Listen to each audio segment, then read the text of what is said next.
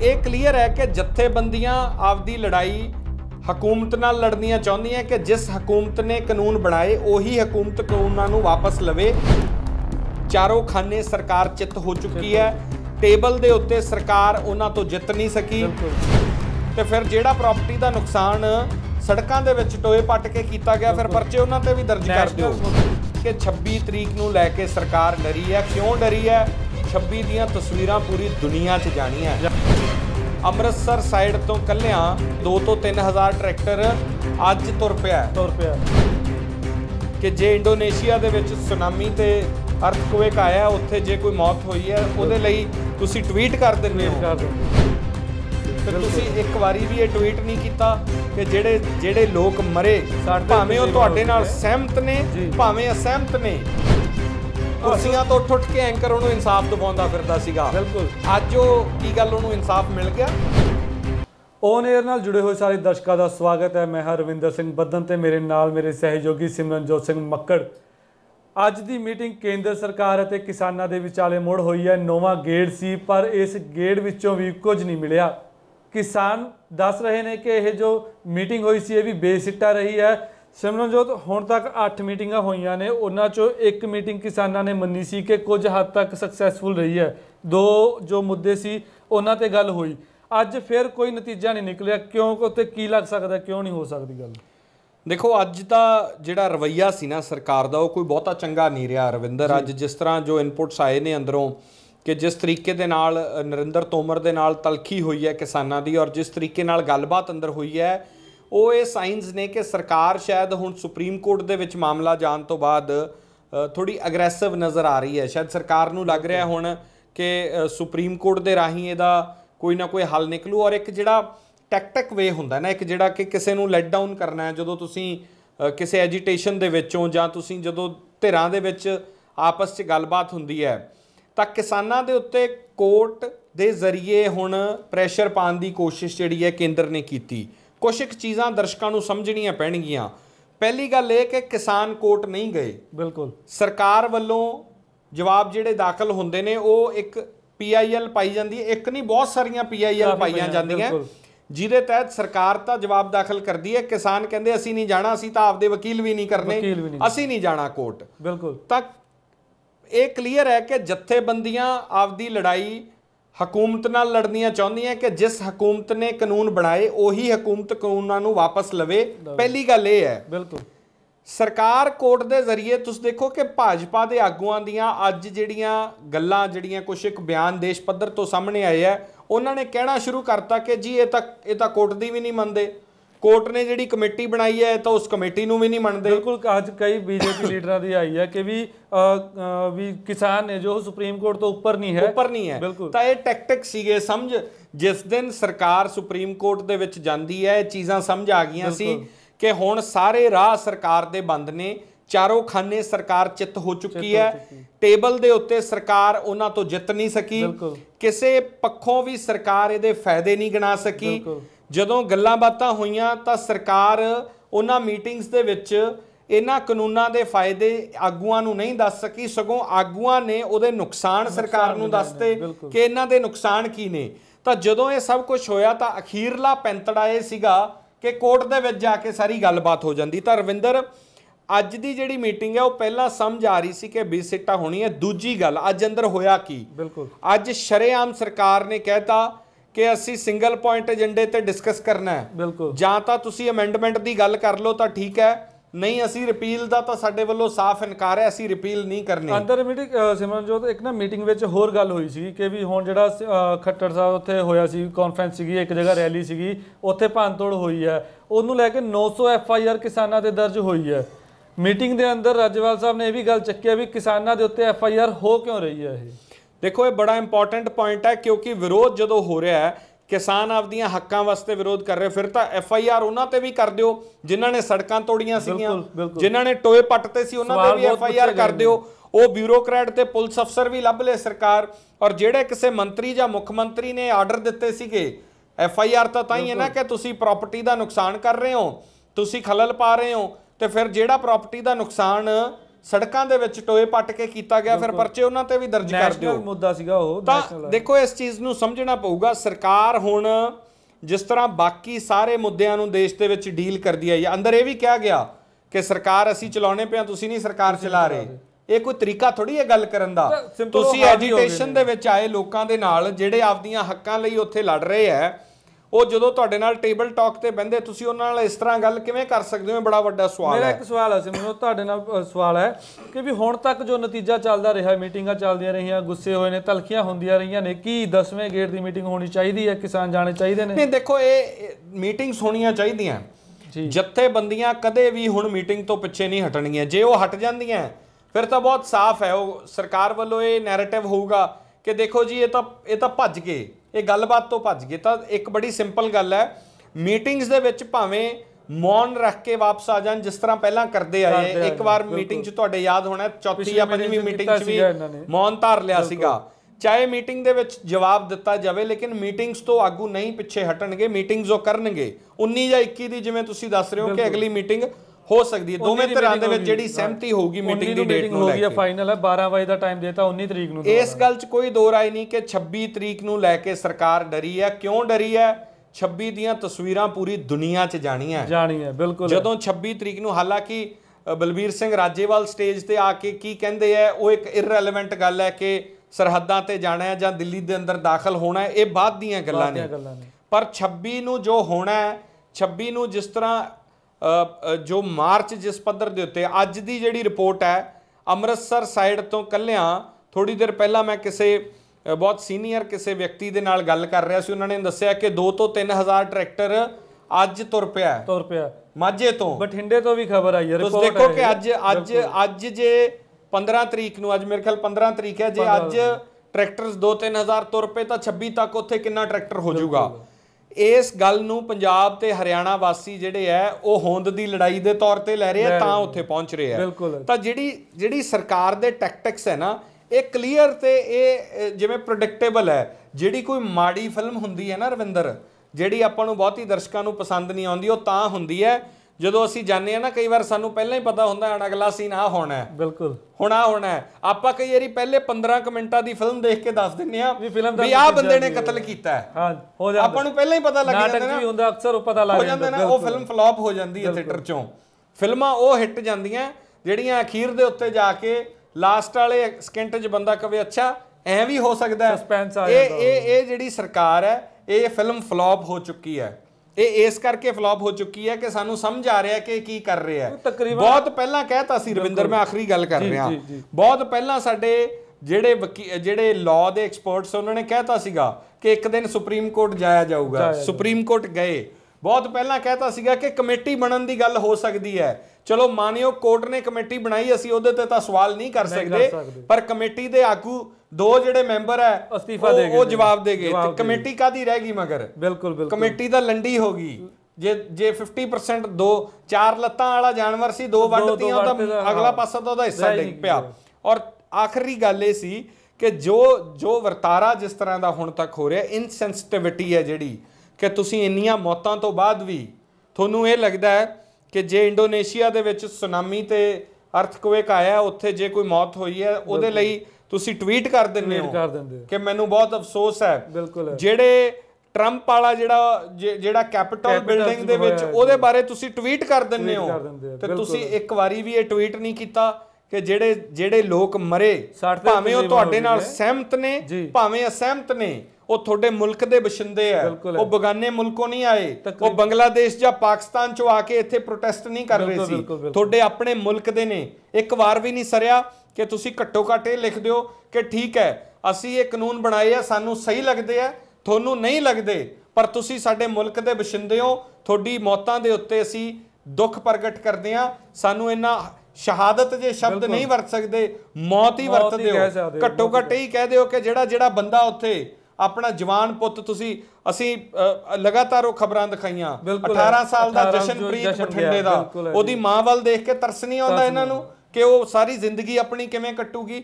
ਤਾਂ ਜਿਹੜੀਆਂ ਟੈਕਟਿਕਸ ਨੇ ਨਾ, ਜਿਹੜੀ ਅਸੀਂ ਮੀਟਿੰਗ ਤੇ ਵਾਪਸ ਆਉਂਦੇ ਆ ਕਿ ਅੱਜ ਦੀ ਮੀਟਿੰਗ ਦੇ ਉਹ ਤਲਖਬਾਜ਼ੀ ਦੇ ਟੈਕਟਿਕਸ ਆ, ਉਹ ਇਹ ਦਿਖਾਉਣਾ ਚਾਹੁੰਦੀ ਹੈ, ਪ੍ਰੈਸ਼ਰਾਈਜ਼ ਕਰਨਾ ਚਾਹੁੰਦੀ ਹੈ ਕਿ ਸ਼ਾਇਦ ਕਿਤੇ ਇਹ ਸੁਪਰੀਮ ਕੋਰਟ ਵਾਲੀ ਗੱਲ ਦੇ ਵਿੱਚ ਆਉਣ, ਪਰ ਕਿਸਾਨ ਕਹਿ ਚੁੱਕੇ ਅਸੀਂ ਲੀਗਲ ਫਾਈਟ ਦੇ ਵਿੱਚ ਨਹੀਂ ਜਾਣਾ, ਤੁਸੀਂ ਕਾਨੂੰਨ ਬਣਾਏ ਹੈ, ਤੁਸੀਂ ਕਾਨੂੰਨਾਂ ਨੂੰ ਰੱਦ ਕਰੋਗੇ। ਸਰਕਾਰ ਦਾ ਇੱਕ ਇਹ ਵੀ ਸੀਗਾ ਕਿ ਵੀ ਹੁਣ ਤੱਕ ਜਿਹੜੇ ਹਿਸਾਬ ਨਾਲ ਐਜੀਟੇਸ਼ਨ ਇਹਨਾਂ ਪੀਸਫੁਲੀ ਚੱਲਦਾ ਪਿਆ, ਇਹਨਾਂ ਨੂੰ ਕਿਸੇ ਤਰੀਕੇ ਨਾਲ ਗਰਮ ਕੀਤਾ ਜਾ ਸਕੇ ਤਾਂ ਜੋ ਮਾਹੌਲ ਨੂੰ ਥੋੜਾ ਜਿਹਾ ਡਾਈਵਰਟ ਕੀਤਾ ਜਾ ਸਕੇ, ਕਿਉਂਕਿ ਕਿਸਾਨਾਂ ਨੂੰ ਬਹੁਤ ਤਰੀਕੇ ਨਾਲ ਉਕਸਾਇਆ ਗਿਆ। ਮੀਟਿੰਗ ਦੇ ਵਿੱਚ ਉਹਨਾਂ ਨਾਲ ਗੱਲ ਵੀ ਨਹੀਂ ਕੀਤੀ ਜਾਂਦੀ ਸੀ, ਮੰਤਰੀ ਜਾਂਦੇ ਸੀ ਤਾਂ ਆਪਣਾ ਅਲੱਗ ਰੂਮ 'ਚ ਬਹਿ ਜਾਂਦੇ ਸੀਗੇ ਤਾਂ ਕਿ ਦਿਖਾਉਣਾ ਚਾਹੁੰਦੇ ਸੀਗੇ ਕਿ ਵੀ ਕਿਸਾਨਾਂ ਨੂੰ ਕਿਸੇ ਤਰੀਕੇ ਨਾਲ ਥੋੜਾ ਗੁੱਸਾ ਆਵੇ ਤਾਂ ਜੋ ਇਹ ਮਾਮਲਾ ਵਿਗੜੇ। ਪਰ ਕਿਸਾਨਾਂ ਦਾ ਜੋ ਇਸ ਵੇਲੇ ਨੇਚਰ ਬਣਿਆ ਹੋਇਆ ਨਾ ਬਹੁਤ ਹੀ ਸ਼ਾਂਤ ਨੇ, ਉਸੇ ਕਾਰਨ ਸਰਕਾਰ ਵੀ ਹੁਣ ਬੁਖਲਾਈ ਹੋਈ ਹੈ। ਇਹੀ ਹੋ ਸਕਦਾ ਕਿ ਸੁਪਰੀਮ ਕੋਰਟ ਵੱਲ ਜਾਣ ਦਾ ਤਰੀਕਾ ਵੀ ਇਸੇ ਲਈ ਵਰਤਿਆ ਗਿਆ ਇਹਨੂੰ। ਦੇਖੋ ਇਸ ਗੱਲ 'ਚ ਕੋਈ ਦੋ ਰਾਏ ਨਹੀਂ ਕਿ ਆਗੂਆਂ ਨੇ ਕਲੈਕਟਿਵਲੀ ਸਰਕਾਰ ਨੂੰ ਹੁਣ ਤੱਕ ਚਿੱਤ ਕੀਤਾ, ਹਰ ਗੱਲ ਦੇ ਵਿੱਚ ਚਿੱਤ ਕੀਤਾ, ਡਿਫੀਟ ਕੀਤਾ, ਉਹਨਾਂ ਨੂੰ ਹਰਾਇਆ। ਬਿਲਕੁਲ ਸ਼ਤਰੰਜ ਦੀ ਜਿਵੇਂ ਚਾਲ ਹੁੰਦੀ ਹੈ ਨਾ, ਮੋਹਰੇ ਦਰ ਮੋਹਰੇ ਹਰਾਏ ਜਾਂਦੇ ਹੈ, ਕਦੇ ਘੋੜਾ ਸਿੱਟਿਆ ਜਾਂਦਾ ਹੈ, ਕਦੇ ਹਾਥੀ ਸਿੱਟਿਆ ਜਾਂਦਾ ਹੈ, ਕਦੇ ਵਜ਼ੀਰ ਸਿੱਟਿਆ ਜਾਂਦਾ ਹੈ, ਤਾਂ ਉਹ ਹਰੇਕ ਚਾਲ ਦੇ ਵਿੱਚ ਅੱਗੋਂ ਕੀ ਚਾਲ ਆਉਣੀ ਹੈ ਉਹ ਪਹਿਲਾਂ ਦਿਮਾਗ 'ਚ ਰੱਖ ਕੇ ਸ਼ਤਰੰਜ ਖੇਡੀ ਜਾਂਦੀ ਹੈ। ਬਿਲਕੁਲ ਬਿਲਕੁਲ ਆਪਾਂ ਜਦੋਂ ਖੇਡਦੇ ਹਾਂ ਨਾ ਬੈਠ ਕੇ, ਇਹ ਆਪਾਂ ਆਪਦੀ ਚਾਲ ਜਿਹੜੀ ਚੱਲਣੀ ਹੈ ਉਹ ਚੱਲਣ ਤੋਂ ਪਹਿਲਾਂ 3 ਚਾਲਾਂ ਮੂਹਰੇ ਸੋਚੀਆਂ ਹੁੰਦੀਆਂ ਵੀ ਜੇ ਮੈਂ ਘੋੜਾ ਇੱਥੇ ਰੱਖਿਆ ਤਾਂ ਗਾਂ ਆ ਹੋਣਾ ਤੇ ਉਹਦਾ ਆ ਹੋਣਾ, ਮੈਂ ਕਾਊਂਟਰ ਕੀ ਦੇਣਾ। ਇਹ ਕੱਲੀ ਕੱਲੀ ਚਾਲ ਸੋਚ ਕੇ ਚੱਲ ਰਹੇ ਹੈ। ਤੁਸੀਂ ਦੇਖੋ ਕਿ ਸ਼ਾਂਤਮਈ ਦੀ ਗੱਲ ਹੋਵੇ, ਵਾਇਲੈਂਸ ਨਹੀਂ ਅਜੇ ਤੱਕ, ਬਹੁਤ ਜ਼ੋਰ ਲੱਗਿਆ, ਬਹੁਤ ਪ੍ਰਵੋਕ ਕੀਤਾ ਗਿਆ, ਕਿਹਾ ਗਿਆ। ਮੈਂ ਤਾਂ ਹੈਰਾਨ ਹੋ ਰਿਹਾ ਸੀ, ਇੱਕ ਚੈਨਲ ਦੇ ਉੱਤੇ ਲਿਖਿਆ ਸੀਗਾ, ਫਿਰ ਬਹੁਤ ਵੀਰ ਸਾਡੇ ਇਹ ਵੀ ਕਹਿ ਦਿੰਦੇ ਆ ਕਿ ਨੈਸ਼ਨਲ ਵਾਲਿਆਂ ਨੂੰ ਤੁਸੀਂ ਮੀਡੀਆ ਵਾਲੇ ਹੋ ਕੇ ਮੀਡੀਆ ਬਾਰੇ ਕਿਉਂ ਬੋਲਦੇ ਹੋ, ਤੁਸੀਂ ਕੀ ਲੈਣਾ ਇਹਨਾਂ ਗੱਲਾਂ ਤੋਂ। ਜਦੋਂ ਇਹ ਉੱਥੇ ਲਿਖਿਆ ਸੀਗਾ, ਹੈਡਰ ਦਿੱਤਾ ਸੀਗਾ ਰਵਿੰਦਰ ਉਹਦੇ ਤੇ ਵੀ ਦਿੱਲੀ ਜਲਾਓ ਮਤ, ਹਨਾ, ਤੇ ਦਿੱਲੀ ਜਲ ਕਿੱਥੇ ਰਹੀ ਹੈ ਮੈਨੂੰ ਤਾਂ ਇਹ ਨਹੀਂ ਸਮਝ ਆਇਆ। ਸਗੋਂ ਬਕਾਇਦਾ ਉੱਥੇ ਸਾਫ਼ ਹੋ ਰਿਹਾ, ਉਹ ਤਾਂ ਦਿੱਲੀ ਸਾਫ਼ ਹੋ ਰਹੀ ਹੈ, ਦਿੱਲੀ ਤਾਂ ਬਣ ਰਹੀ ਹੈ, ਜੁੜ ਰਹੀ ਹੈ। ਜਿਹੜੀ ਉਜੜੀ ਸੀ ਨਾ ਉਹ ਬਣਾਤੀ ਉੱਥੇ ਲਿਜਾ ਕੇ, ਜਿਹੜੇ ਲੰਗਰ ਲਾਤੇ, ਜੋ ਕੁਝ ਉੱਥੇ ਹੋਇਆ, ਦਿੱਲੀ ਜਲਾਓ ਮਤ। ਮੈਂ ਹੈਰਾਨ ਹੋਇਆ, ਔਰ ਦਿੱਲੀ ਦੇ ਅੰਦਰ ਤਾਂ ਕੋਈ ਗਿਆ ਹੀ ਨਹੀਂ, ਦਿੱਲੀ ਦੇ ਤਾਂ ਉਹ ਬਾਹਰ ਬੈਠੇ ਆ, ਹਰਿਆਣਾ ਸਰਹੱਦ ਦੇ ਉੱਤੇ ਹਰਿਆਣੇ 'ਚ ਬੈਠੇ ਆ, ਤਾਂ ਦਿੱਲੀ ਕਿਵੇਂ ਜਲ ਗਈ। ਤਾਂ ਜਿਹੜੀਆਂ ਇਹ ਚੀਜ਼ਾਂ ਕਰਕੇ ਇੱਕ ਬਿਠਾਉਣ ਦੀ ਕੋਸ਼ਿਸ਼ ਕੀਤੀ ਜਾ ਰਹੀ ਹੈ, ਉਹ ਪੈਰਲਲ ਉੱਥੇ ਵੀ ਡਿਫੀਟ ਹੋਏ। ਇਹ ਦੇਖੋ ਖਾਲਿਸਤਾਨ ਦੀ ਗੱਲ ਆਈ, ਡਿਫੀਟ ਹੁੰਦੇ ਆ, ਇਹ ਨੈਰੇਟਿਵ ਐਕਸੈਪਟ ਨਹੀਂ ਹੁੰਦਾ, ਨਹੀਂ ਹੋ ਰਿਹਾ। ਜਦੋਂ ਨਕਸਲਵਾਦੀ ਕਿਹਾ ਗਿਆ, ਅੱਤਵਾਦੀ ਕਿਹਾ ਗਿਆ, ਉਹ ਕਿਸੇ ਨੇ ਬਾਏ ਨਹੀਂ ਕੀਤੀ ਉਹ ਚੀਜ਼ ਵੀ ਨਹੀਂ ਇੱਥੇ ਕਿਸਾਨ ਬੈਠਾ ਹੈ। ਇੱਥੇ ਤੱਕ ਇਹ ਵੀ ਕਿਹਾ ਗਿਆ ਸੀ, ਟੈਂਟਾਂ ਨੂੰ ਵੀ ਜੋੜ ਦਿੱਤਾ ਗਿਆ ਸੀਗਾ ਵੀ ਆਹ ਦੇਖੋ ਖਾਲਿਸਤਾਨੀ ਟੈਂਟ, ਅੱਤਵਾਦੀ ਟੈਂਟ ਵੀ ਜੋੜ ਦਿੱਤੇ ਗਏ ਸੀ। ਇੰਨਾ ਥੱਲੇ ਤੱਕ ਪੀਜ਼ਿਆਂ ਤੋਂ ਦਿੱਕਤ ਹੋ ਗਈ, ਪੀਜ਼ਿਆਂ ਤੋਂ ਜੀ ਵੀ ਪੀਜ਼ੇ ਦੱਸੋ। ਮੈਂ ਤਾਂ ਇੱਕ ਗੱਲ ਕਹਿਣਾ ਕਿ ਜੇ ਇਹਨੂੰ ਕੋਈ ਦਿੱਕਤ ਹੈ ਇਸ ਐਜੀਟੇਸ਼ਨ ਤੋਂ, ਰੋਟੀ ਖਾਣੀ ਛੱਡ ਦੇ। ਬਿਲਕੁਲ, ਤੁਸੀਂ ਆਪਦਾ ਆਲਟਰਨੇਟ ਲੱਭ ਲਓ। ਤੁਹਾਨੂੰ ਜੇ ਕੋਈ ਦਿੱਕਤ ਹੈ ਤੁਸੀਂ ਆਪਦੇ ਉਸ ਆਲਟਰਨੇਟ ਨਾਲ ਜ਼ਿੰਦਗੀ ਜੀ ਲਓ, ਤੁਸੀਂ ਰੋਟੀ ਨਾ ਖਾਓ, ਕਿਉਂਕਿ ਰੋਟੀ ਤਾਂ ਕਿਸਾਨ ਨੇ ਹੀ ਦੇਣੀ ਹੈ ਤੁਹਾਨੂੰ। ਆ ਜਿਹੜਾ ਪੀਜ਼ਾ ਆਉਂਦਾ ਹੈ, ਕੱਲੀ ਕੱਲੀ ਚੀਜ਼ ਜਿਹੜੀ ਪੀਜ਼ੇ 'ਚ ਪਈ ਹੈ, ਇਹ ਤੁਹਾਨੂੰ ਕਿਸਾਨ ਨੇ ਹੀ ਦੇਣੀ ਹੈ, ਤੁਸੀਂ ਛੱਡ ਦਿਓ ਜੇ ਤੁਹਾਨੂੰ ਨਹੀਂ ਮਨਜ਼ੂਰ। ਮੈਨੂੰ ਇੱਕ ਬਹੁਤ ਵਧੀਆ ਗੱਲ ਚੇਤੇ ਆ ਗਈ, ਇੰਟਰਵਿਊ ਦੇਖ ਰਿਹਾ ਸੀ ਬੱਬੂ ਮਾਨ ਦੀ, ਕੱਲ ਸਟੇਜ ਵੇਲੇ ਬੋਲੇ ਸੀਗੇ, ਉੱਥੇ ਸਵਾਲ ਹੋਇਆ ਕਿ ਵੀ ਪੀਜ਼ਾ ਖਾਣ ਤੋਂ ਬਹੁਤ ਚਿੜ ਗਏ ਨੇ। ਬੱਬੂ ਮਾਨ ਨੇ ਅੱਗੇ ਜਵਾਬ ਦਿੱਤਾ ਕਿ ਵੀ ਅਸੀਂ ਤਾਂ ਸੁਸ਼ੀ ਵੀ ਖਾ ਲਾਂਗੇ ਜਿਹੜੀ ਜਾਪਾਨ 'ਚ ਬਣਦੀ ਹੈ, ਤੁਸੀਂ ਸਾਨੂੰ ਰੋਕ ਕਿੱਥੇ ਸਕਦੇ ਹੋ, ਤੁਸੀਂ ਸਾਡੇ ਵਾਲੇ ਮੈਟਰ ਤੇ ਆਓ ਕਿ ਵੀ ਜਿਹੜੇ ਕਾਨੂੰਨ ਨੇ ਇਹ ਸਾਡੇ ਅਗੇਂਸਟ ਆ, ਅਸੀਂ ਇੱਥੇ ਸਹਿਮਤ ਨਹੀਂ ਆ, ਅਸੀਂ ਚਾਹੁੰਦੇ ਕਿ ਰੱਦ ਹੋ ਜਾਵੇ, ਤਾਂ ਤੁਸੀਂ ਕਿਉਂ ਨਹੀਂ ਕਰਦੇ, ਕਿਉਂਕਿ ਸਾਨੂੰ ਪੁੱਛਿਆ ਤੱਕ ਨਹੀਂ ਗਿਆ, ਕਿਸਾਨਾਂ ਨੂੰ ਪੁੱਛਿਆ ਤੱਕ ਨਹੀਂ। ਬਹੁਤ ਸਿੰਪਲ ਜੀ ਗੱਲ ਹੈ, ਇਹ ਮੀਟਿੰਗ ਦਰ ਮੀਟਿੰਗ ਇਸ ਤਰ੍ਹਾਂ ਹੀ ਚੱਲਣਗੀਆਂ ਅਜੇ ਜੀ। ਇਹ ਚਾਹੁੰਦੇ ਆ ਇੱਕ ਨਾ, ਜਿਵੇਂ ਪਿਛਲਾ ਟੈਸਟ ਮੈਚ ਹੋਇਆ ਇੰਡੀਆ ਤੇ ਆਸਟ੍ਰੇਲੀਆ ਦਾ, ਪੇਸ਼ੈਂਸ ਦੀ ਗੇਮ ਹੁੰਦੀ ਹੈ ਵੀ ਪਹਿਲਾਂ ਗਲਤੀ ਕਿਹੜਾ ਕਰਦਾ ਹੈ, ਵੀ ਬਾਲਰ ਗਲਤੀ ਕਰਦਾ ਹੈ ਕਿ ਬੈਟਸਮੈਨ ਗਲਤੀ ਕਰਦਾ ਹੈ। ਜੇ ਬਾਲਰ ਗਲਤੀ ਕਰਦਾ ਤਾਂ ਉਹ ਚੌਕਾ ਵੱਜਦਾ, ਜੇ ਬੈਟਸਮੈਨ ਪਹਿਲਾਂ ਗਲਤੀ ਕਰ ਗਿਆ ਤਾਂ ਆਊਟ ਜਾਂਦਾ ਹੈ। ਇਹ ਗੇਮ ਪੇਸ਼ੈਂਸ ਦੀ ਹੈ ਹੁਣ, ਇਹ ਟੈਸਟ ਆਫ ਪੇਸ਼ੈਂਸ ਹੈ, ਟੈਸਟ ਆਫ ਕੈਰੈਕਟਰ ਵੀ ਹੈ, ਕਿਰਦਾਰ ਵੀ ਟੈਸਟ ਹੋ ਰਹੇ ਹੈ ਕਿ ਇਹ ਕੇਂਦਰ ਹੈ ਜਿਹੜੀ ਉਹ ਪੇਸ਼ੈਂਸ ਟੈਸਟ ਕਰ ਰਹੀ ਹੈ ਮੀਟਿੰਗ ਦਰ ਮੀਟਿੰਗ, ਕਿ ਅੱਜ ਕੁਝ ਗਲਤੀ ਕਰਨਗੇ, ਕੱਲ ਕੁਝ ਗਲਤੀ ਕਰਨਗੇ, ਉਹ ਗਲਤੀ ਦੀ ਗੁੰਜਾਇਸ਼ ਸਮਝ ਰਹੇ ਆਗੂ। ਉਹ ਕਹਿ ਰਹੇ ਕਿ ਸਾਨੂੰ ਅਸੀਂ ਰਾਸ਼ਨ ਲੈ ਕੇ ਆਏ ਆ, ਤੁਸੀਂ ਚਾਹੇ ਰੋਜ਼ ਬੁਲਾ ਲਿਆ ਕਰੋ, ਅਸੀਂ ਆਪਦੀਆਂ ਗੱਡੀਆਂ 'ਚ ਬਹਿ ਕੇ ਆ ਜਾਇਆ ਕਰਾਂਗੇ, ਆਮੋ ਸਾਹਮਣੇ ਬਹਿ ਜਾਇਆ ਕਰਾਂਗੇ, ਰੋਟੀ ਪਾਣੀ ਅਸੀਂ ਆਪਦਾ ਨਾਲ ਲੈ ਕੇ ਆਉਣਾ, ਤੁਹਾਡਾ ਅਸੀਂ ਪਾਣੀ ਵੀ ਨਹੀਂ ਛਕਦੇ, ਅਸੀਂ ਬੈਠੇ ਆ, ਰੋਜ਼ ਪੁੱਛ ਲਿਆ ਕਰੋ ਵੀ ਇਹਨਾਂ ਕਾਨੂੰਨਾਂ 'ਚ ਕਮੀ ਕੀ ਹੈ, ਤੁਹਾਨੂੰ ਰੋਜ਼ ਦੱਸ ਦਿਆ ਕਰਾਂਗੇ ਵੀ ਕਮੀ ਕੀ। ਹਾਲਾਂਕਿ ਇਹ ਕਿਹਾ ਗਿਆ, ਆਗੂਆਂ ਨੇ ਗੱਲ ਕਹੀ ਵੀ ਅਸੀਂ ਇਸ ਬਾਰੇ ਸਾਰਾ ਡਿਸਕਸ ਕਰ ਚੁੱਕੇ ਹਾਂ, ਅਸੀਂ ਹੋਰ ਇਹਦੇ ਬਾਰੇ ਡਿਸਕਸ ਨਹੀਂ ਕਰਨਾ ਚਾਹੁੰਦੇ, ਅਸੀਂ ਸਾਫ਼ ਰਿਪੀਲ ਯੈਸ ਜਾਂ ਨੋ ਤੇ ਗੱਲ ਕਰਨਾ ਚਾਹੁੰਦੇ ਹਾਂ। ਪਰ ਸਰਕਾਰ ਕੋਸ਼ਿਸ਼ ਕਰੂਗੀ ਐਗਰੈਸਿਵ ਹੋਣ ਦੀ, ਕਿਉਂਕਿ ਸਰਕਾਰ ਇਹ ਨੈਰੇਟਿਵ ਬਣਾਉਣ ਦੀ ਕੋਸ਼ਿਸ਼ ਕਰ ਰਹੀ ਹੈ, ਇਹਨੂੰ ਨਾਲ ਜੋੜਨ ਦੀ ਸੁਪਰੀਮ ਕੋਰਟ ਦੇ ਕਰ ਰਹੀ ਹੈ। ਪਰ ਇਹ ਮੰਨ ਕੇ ਚੱਲੋ, ਦਰਸ਼ਕ ਵੀ ਇਹ ਸਮਝਣ ਕਿ ਸੁਪਰੀਮ ਕੋਰਟ ਦੀ ਕਾਰਵਾਈ ਇੱਕ ਪੈਰਲਲ ਗੱਲ ਹੈ, ਸਰਕਾਰ ਦੇ ਨਾਲ ਇਹ ਲੜਾਈ ਇੱਕ ਪੈਰਲਲ ਲਾਈਨ ਤੇ ਚੱਲ ਰਹੀ ਹੈ, ਦੋਨਾਂ ਨੂੰ ਜੋੜਿਆ ਨਹੀਂ ਜਾ ਸਕਦਾ। ਕਿਸਾਨ ਸੁਪਰੀਮ ਕੋਰਟ ਵਾਲੀ ਕਾਰਵਾਈ ਦੇ ਨਾਲ ਸਹਿਮਤ ਨਹੀਂ ਹੈਗੇ, ਉਧਰ ਨੂੰ ਨਹੀਂ ਜਾਣਾ ਚਾਹੁੰਦੇ। ਉਹਨਾਂ ਦਾ ਪ੍ਰੈਸ਼ਰ ਸਰਕਾਰ ਤੇ ਹੈ। ਸਰਕਾਰ ਕਹਿ ਰਹੀ ਹੈ ਕਿ ਅਸੀਂ ਰਿਪੀਲ ਨਹੀਂ ਕਰਨੇ, ਪਰ ਉਹ ਇਹ ਗੱਲ ਹੈ ਕਿ ਇਸ ਪ੍ਰੈਸ਼ਰ ਨੂੰ ਹੁਣ ਕੌਣ ਕਿੰਨੀ ਦੇਰ ਸਹਿੰਦਾ ਹੈ। ਨਰਿੰਦਰ ਤੋਮਰ ਦਾ ਬਿਆਨ ਆਇਆ ਜੀ ਵੀ ਮੀਟਿੰਗ ਤੋਂ ਬਾਅਦ ਕਿਹਾ ਗਿਆ ਕਿ ਵੀ ਜੇਕਰ ਅਸੀਂ MSP ਤੇ ਸਹਿਮਤ ਹੋ ਜਾਂਦੇ ਆ ਤਾਂ ਕੀ ਤੁਸੀਂ ਇਹ ਅੰਦੋਲਨ ਰੱਦ ਕਰ ਦੋਗੇ। ਹੁਣ ਕਿਸਾਨਾਂ ਦਾ ਕਹਿਣਾ ਕਿ ਵੀ ਸਾਨੂੰ MSP ਨਹੀਂ, ਸਾਨੂੰ ਸਾਰੇ ਕਾਨੂੰਨ ਰੱਦ ਚਾਹੀਦੇ ਨੇ। ਤਾਂ ਕੀ ਇੱਥੇ ਲੱਗਦਾ ਕਿ ਸਰਕਾਰ ਹੋਰ ਜ਼ਿਆਦਾ ਗੋਡਿਆਂ ਭਰਨੇ ਆ ਗਈ ਹੈ ਵੀ ਉਹ MSP ਤੱਕ ਆ ਗਈ ਹੈ? ਦੇਖੋ MSP ਦੀ ਤਾਂ ਉਹ ਪਹਿਲਾਂ ਵੀ ਗੱਲ ਕਰ ਰਹੇ। ਇੱਕ ਨਾ ਇਹ ਬਹੁਤ ਪ੍ਰਚਾਰਿਆ ਗਿਆ, ਇਸ ਗੱਲ ਨੂੰ ਸਮਝਿਆ ਜਾਵੇ ਰਵਿੰਦਰ, ਸਰਕਾਰ ਦੇ ਮੰਤਰੀਆਂ ਵੱਲੋਂ ਇਹ ਪ੍ਰਚਾਰਿਆ ਗਿਆ ਵੀ ਇਹ ਕਹਿ ਰਹੇ ਆ ਜੀ MSP ਖਤਮ ਹੋ ਜੂਗੀ, ਇਹ ਲੜਾਈ MSP ਦੀ ਹੈ ਜੀ। ਕਿਸਾਨ ਨੇ ਕੱਲੀ MSP ਦੀ ਗੱਲ ਕਦੇ ਵੀ ਨਹੀਂ ਕੀਤੀ, ਆਗੂਆਂ ਨੇ ਵੀ ਨਹੀਂ ਕੀਤੀ ਜੀ। ਬਹੁਤ ਸਾਰੇ ਲੋਕਾਂ ਨੇ ਕਿਹਾ ਜਦੋਂ ਇਹ ਪੰਜਾਬ ਬੈਠੇ ਸੀ ਉਦੋਂ ਤਾਂ ਇਹ MSP ਦੀ ਮੰਗ ਕਰਦੇ ਸੀ। ਨਹੀਂ, ਇਹ ਗਲਤ ਹੈ। ਡੇ 1 ਤੋਂ ਮੇਰੇ ਯਾਦ ਹੈ, ਮੈਂ ਪਰਸਨਲੀ ਬਲਬੀਰ ਸਿੰਘ ਰਾਜੇਵਾਲ ਹੋਣਾ ਦਾ ਅਗਸਤ ਦੇ ਵਿੱਚ ਇੰਟਰਵਿਊ ਕੀਤਾ ਸੀਗਾ ਜੀ। ਅਗਸਤ ਦੇ ਵਿੱਚ ਇੰਟਰਵਿਊ 'ਚ ਉਹਨਾਂ ਨੇ ਸਾਰੇ ਕਾਨੂੰਨ ਕਿੱਥੇ ਕਿੱਥੇ ਕਮੀਆਂ ਹੈ, ਕੰਟਰੈਕਟ ਫਾਰਮਿੰਗ 'ਚ ਕੀ ਕਮੀ ਹੈ, ਮੰਡੀਕਰਨ ਦਾ ਖਤਮ ਹੋਣ ਦੇ ਨਾਲ ਕੀ ਨੁਕਸਾਨ ਹੈ, ਹੋਰ ਬਹੁਤ ਸਾਰੇ ਜਿੰਨੇ ਪੁਆਇੰਟ ਸੀਗੇ। SDM ਕੋਲੇ ਜਾਣਾ, ਜਿਵੇਂ ਕੋਰਟ ਨਹੀਂ ਜਾ ਸਕਦੇ, ਜਾਂ ਤੁਸੀਂ ਜੇ ਤੁਸੀਂ ਕੰਟਰੈਕਟ ਪੂਰਾ ਨਹੀਂ ਕਰਦੇ ਉਹਦੇ ਤੇ, ਜੇ ਤੁਸੀਂ ਅੱਗੇ ਲੀਜ਼ ਤੇ ਦਿੰਦੇ ਹੋ ਤਾਂ ਉੱਤੇ ਤੁਹਾਨੂੰ 18% ਟੈਕਸ ਪੈਂਦਾ ਹੈ। ਇਹ ਸਾਰੀਆਂ ਚੀਜ਼ਾਂ ਦੀ ਉਹਨਾਂ ਨੇ ਡਿਟੇਲਡ ਗੱਲ ਕੀਤੀ ਸੀ। ਬਿਲਕੁਲ। ਤਾਂ ਜਿਹੜੀ ਦੂਜੀ ਧਿਰ ਸੀ ਉਹਦੇ ਵੱਲੋਂ ਪ੍ਰਚਾਰਿਆ ਇਹ ਗਿਆ ਕਿ ਕਿਸਾਨ ਆਗੂ ਜਿਹੜੇ ਨੇ, ਜਿਹੜੀਆਂ ਕਿਸਾਨ ਜਥੇਬੰਦੀਆਂ ਉਹ ਕੱਲੀ MSP ਦੀ ਲੜਾਈ ਲੜ ਰਹੀਆਂ, ਜਾਂ ਇਹ ਕਿਹਾ ਗਿਆ ਵੀ ਉਹ ਕਹਿ ਰਹੀਆਂ ਸਾਡੀਆਂ ਤਾਂ ਜ਼ਮੀਨਾਂ ਖੋਹੀਆਂ ਜਾ ਰਹੀਆਂ। ਜਵਾਬ ਦੇ ਵਿੱਚ ਸਰਕਾਰ ਨੇ ਤੇ ਸਰਕਾਰ ਦੇ ਨੁਮਾਇੰਦਿਆਂ ਨੇ ਕਿਹਾ ਨਾ ਜੀ ਕਾਨੂੰਨ 'ਚ ਲਿਖਿਆ ਜ਼ਮੀਨਾਂ ਖੋਹੀਆਂ ਜਾ ਰਹੀਆਂ, ਨਾ ਕਾਨੂੰਨ ਕਿਤੇ MSP ਬੰਦ ਕਰਨ ਦੀ ਗੱਲ ਕਹਿੰਦਾ। ਜਦ ਕਿ ਸਿਰਫ ਇਹ ਪੁਆਇੰਟ ਨਹੀਂ ਹੈ, ਕੱਲੇ ਪੁਆਇੰਟ ਤੇ ਤਿੰਨਾਂ ਕਾਨੂੰਨਾਂ ਦੇ ਹਰ ਇੱਕ ਗੱਲ ਦੇ ਵਿੱਚ ਕਿਸਾਨਾਂ ਨੇ ਉਹਦਾ ਵਿਰੋਧ ਕੀਤਾ। ਸਰਕਾਰ ਇਸ ਗੱਲ ਦਾ ਕਦੇ ਕਿਉਂ ਨਹੀਂ ਜ਼ਿਕਰ ਕਰਦੀ ਕਿ ਐਸੈਂਸ਼ੀਅਲ ਕਮੋਡਿਟੀਜ਼ ਐਕਟ ਦੇ ਵਿੱਚ ਤਬਦੀਲੀ ਜਿਹੜੀ ਲੈ ਕੇ ਆਂਦੀ ਹੈ ਉਹ ਕਿਉਂ ਲੈ ਕੇ ਆਂਦੀ ਹੈ? ਕੀ ਲੋੜ ਪੈ ਗਈ ਤੁਹਾਨੂੰ ਕਿ ਤੁਸੀਂ ਅਨਾਜ ਨੂੰ ਉਹਦੇ ਤੋਂ ਬਾਹਰ ਕੱਢਤਾ? ਜੇ ਤੁਹਾਡੇ ਯਾਦ ਹੋਣਾ ਪਿੱਛੇ ਜੇ ਗੰਢੇ 100 ਰੁਪਏ ਕਿਲੋ ਹੋ ਗਏ, ਨਾਸਿਕ ਤੋਂ ਸਾਰਾ ਗੰਢਾ ਆਉਂਦਾ ਹੈ। ਜਿਹੜੇ ਵੱਡੇ ਵਪਾਰੀ ਨੇ ਦੇਸ਼ ਦੇ, ਉਹ ਐਂਟੀਸਪੇਟ ਕਰਦੇ ਆ। ਕਮੋਡਿਟੀ ਦਾ ਜਿਹੜਾ ਵਪਾਰ ਚੱਲਦਾ ਹੈ ਨਾ ਰਵਿੰਦਰ, ਕਮੋਡਿਟੀ ਦੇ ਉੱਤੇ ਜਿਹੜੀ ਦੇਸ਼ ਦੇ ਵਿੱਚ 2 ਨੰਬਰ ਦਾ ਵੀ 1 ਨੰਬਰ ਦਾ ਵੀ, 1 ਨੰਬਰ ਦੇ ਵਿੱਚ ਤਾਂ ਜਿਵੇਂ ਸੈਂਸੈਕਸ ਹੈ ਉਵੇਂ ਸਾਡੀ ਜਿਹੜੀਆਂ ਜੋ ਪ੍ਰਾਈਸ ਨੇ ਜੋ ਉਹ ਚੱਲਦੀਆਂ ਉਵੇਂ ਕਮੋਡਿਟੀਜ਼ ਦੀ ਚੱਲਦੀ ਹੈ। 2 ਨੰਬਰ 'ਚ ਦੇਸ਼ 'ਚ ਬਹੁਤ ਵੱਡਾ ਵਪਾਰ ਕਮੋਡਿਟੀ ਦੇ ਉੱਤੇ ਚੱਲਦਾ, ਜਿਹੜੇ ਪ੍ਰਾਈਸਸ ਖਰੀਦ ਫਰੋਖ ਦੇ ਉੱਤੇ ਜਮਾਖੋਰੀ ਹੁੰਦੀ ਹੈ, ਜਮਾਖੋਰੀ ਉਹ ਸਾਰੀ ਹੈ, ਉਹ ਇਲੀਗਲ ਹੈ। ਤੁਸੀਂ ਦੇਖੋ ਕਿ ਗੰਢੇ 100 ਰੁਪਏ ਨੂੰ ਟੱਚ ਕਰ ਗਏ। ਉਹ ਕਿਉਂ ਕਰ ਗਏ ਸੀ? ਕਿਉਂਕਿ ਫਸਲ ਘੱਟ ਹੋਈ, ਨੁਕਸਾਨੀ ਗਈ। ਜਿਨ੍ਹਾਂ ਕੋਲੇ ਪਈ ਸੀ ਗੰਢਾ, ਜਿਨ੍ਹਾਂ ਕੋਲੇ ਪਿਆ ਸੀਗਾ, ਹੋਰਡਿੰਗ ਕਰ ਰੱਖੀ, ਉਹਨਾਂ ਨੇ ਪ੍ਰਾਈਸਸ ਵਧਾਤੇ। ਆਪਣੇ ਦਿੱਲੀ 'ਚ ਬੜੇ ਵੱਡੇ ਵਪਾਰੀ ਬੈਠੇ ਆਜ਼ਾਦਪੁਰ ਮੰਡੀ 'ਚ ਉਹੋ ਜੇ। ਤਾਂ ਹੁਣ ਤੁਸੀਂ ਕਣਕ ਝੋਨੇ 'ਚ ਵੀ ਜਮਾਖੋਰੀ ਕਰਾਉਣੀ ਚਾਹੁੰਦੇ ਹੋ, ਤੁਸੀਂ ਬਾਕੀ ਚੀਜ਼ਾਂ 'ਚ ਵੀ ਜਮਾਖੋਰੀ। ਤਾਂ ਇਸ ਗੱਲ ਦਾ ਵੀ ਜਵਾਬ ਦੇ ਦੇਣ, ਕੱਲੀ MSP ਦੀ ਗੱਲ ਨਹੀਂ ਹੈ, ਕੱਲੀ ਇਹ ਨਹੀਂ ਹੈ ਕਿ ਜ਼ਮੀਨਾਂ ਖੋਹੀਆਂ ਜਾਣਗੀਆਂ। ਜ਼ਮੀਨਾਂ ਦੇ ਵਿੱਚ ਕਿਸਾਨਾਂ ਨੇ, ਬਹੁਤ ਸਾਰੇ ਲੋਕਾਂ ਨੇ ਆਪਦਾ ਪ੍ਰਤੀਕਰਮ ਦਿੱਤਾ ਵੀ ਅਸੀਂ ਦੱਸ ਦਿੰਦੇ ਹਾਂ ਕਿਵੇਂ ਖੋਹੋਗੇ। ਡਾਇਰੈਕਟਲੀ ਕਦੇ ਵੀ ਨਹੀਂ ਖੋਹੀਆਂ ਜਾਂਦੀਆਂ ਹੁੰਦੀਆਂ, ਇਹ ਹਮੇਸ਼ਾ ਇਨਡਾਇਰੈਕਟ ਹੁੰਦਾ। ਕਾਨੂੰਨਾਂ 'ਚ ਥੋੜੀ ਲਿਖਿਆ ਹੁੰਦਾ ਵੀ ਤੁਹਾਡੀਆਂ ਜ਼ਮੀਨਾਂ ਖੋਹ ਲਾਂਗੇ। ਜਿਹੜੇ ਸਾਡੇ ਹਾਈਵੇਜ਼ ਬਣਦੇ ਆ ਔਰ ਸਾਨੂੰ ਜ਼ਮੀਨ ਆਪਣੀ ਦੇਣੀ ਪੈਂਦੀ ਹੈ, ਉਹ ਲਿਖਿਆ ਥੋੜੀ ਹੈ ਸਾਨੂੰ ਵੀ ਦੇਣੀ ਪਊਗੀ ਤੈਨੂੰ, ਪਰ ਉਹ ਅੰਡਰਸਟੂਡ ਹੈ ਗੱਲ ਵੀ ਜਦੋਂ ਦੇਣੀ ਪੈਂਦੀ ਉਦੋਂ ਦੇਣੀ ਪੈਂਦੀ ਹੈ। ਹੁਣ ਵੀ ਕਿਹਾ ਗਿਆ ਵੀ ਜਦੋਂ ਕਿਸਾਨਾਂ ਨੇ ਕਿਹਾ ਵੀ ਅਸੀਂ ਨੈਸ਼ਨਲ ਜਿਹੜਾ ਹਾਈਵੇ ਨਿਕਲ ਰਿਹਾ ਸੀ ਉਹਦੇ ਲਈ ਜ਼ਮੀਨ ਨਹੀਂ ਦੇਣੀ ਹੈਗੀ, ਸਾਡੀਆਂ ਜ਼ਮੀਨਾਂ ਦੱਬੀਆਂ ਜਾਂਦੀਆਂ ਨੇ, ਪਰ ਉਹ ਕਿਤੇ ਨਾ ਕਿਤੇ ਇਹ ਵੀ ਹੈ ਕਿ ਜ਼ਮੀਨ ਦੱਬ ਨਹੀਂ ਸਕਦੇ, ਉਹਨਾਂ ਨੂੰ ਦੇਣਾ ਪਊਗਾ ਕੁਛ ਉਹਦਾ, ਜਾਂ ਜ਼ਮੀਨ ਕਿਤੇ ਹੋਰ ਪਾਸੇ ਦੇਣੀ ਪਊਗੀ, ਜਾਂ ਉਹਦਾ ਪ੍ਰਾਈਸ ਦੇਣਾ ਪਊਗਾ ਐਕਚੁਅਲ 'ਚ। ਇਹਦੇ ਨਾਲ ਹੀ ਮੈਨੂੰ ਇੱਕ ਹੋਰ ਗੱਲ ਚੇਤੇ ਆ ਗਈ, ਸਾਡੇ ਨਾ ਚੈਨਲ ਕੋਲੇ ਕਿਸੇ ਵਿਅਕਤੀ ਨੇ ਪਹੁੰਚ ਕੀਤੀ ਸੀ। ਉਸ ਬੰਦੇ ਨੇ ਕਿਹਾ ਸੀਗਾ ਕਿ ਵੀ ਅਸੀਂ ਲੰਮੇ ਸਮੇਂ ਤੋਂ ਕੰਟਰੈਕਟ ਫਾਰਮਿੰਗ ਕਰ ਰਹੇ ਸੀਗੇ, 2 ਬੰਦੇ ਸੀ, ਉਹਨਾਂ ਨਾਲ ਮਿਲ ਕੇ ਕਰ ਰਹੇ ਸੀਗੇ। ਹੁਣ ਸਾਡਾ ਪੈਸਾ ਫਸਿਆ ਹੋਇਆ ਕਿਉਂਕਿ ਜਿੰਨੇ ਜ਼ਮੀਨ ਸਾਡੇ ਤੋਂ ਲਈ ਸੀਗੀ ਉਹ ਖੁਦ ਭੱਜ ਗਿਆ।